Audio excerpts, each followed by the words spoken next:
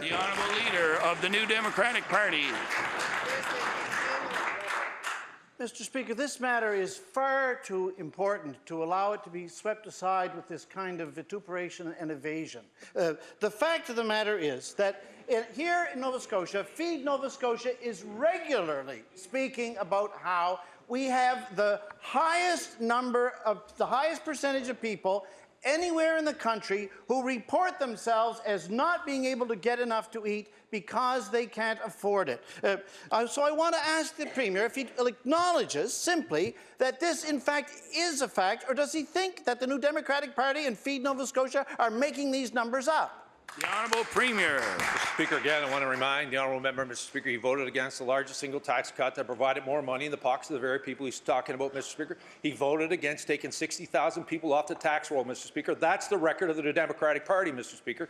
When they were in power, what did they do for low-income Nova Scotians, Mr. Speaker? We're transformation when it comes to income assistance, Mr. Speaker. We're going to continue to make sure that when we had the fiscal capacity, Mr. Speaker, in this province, we are directing it towards those who need our help the most. Unfortunately, Mr. Speaker, they continue when they're in power to give a 7.5% pay raise to those Nova Scotians who are doing the best off, Mr. Speaker, and ignored, Mr. Speaker, low-income Nova Scotians, Mr. Speaker. We struck a balance, Mr. Speaker, one that gives all Nova Scotians a hope, Mr. Speaker.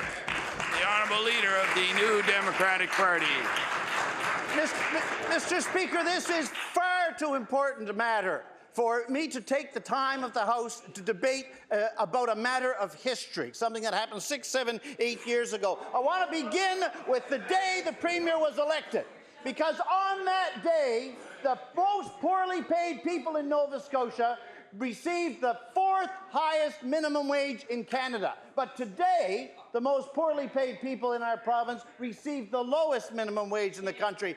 Everybody who looks at this subject understands that when the minimum wage goes up, food bank use goes down. We see this most recently in Ontario, and here in our province, at this moment, we've got the fastest rising food bank use in the country. So I want to ask, is it any wonder, I want to ask the Premier, that we have got today the second worst projected GDP growth in the country when there's so many people of our province who can't even buy their food? The Honourable Premier.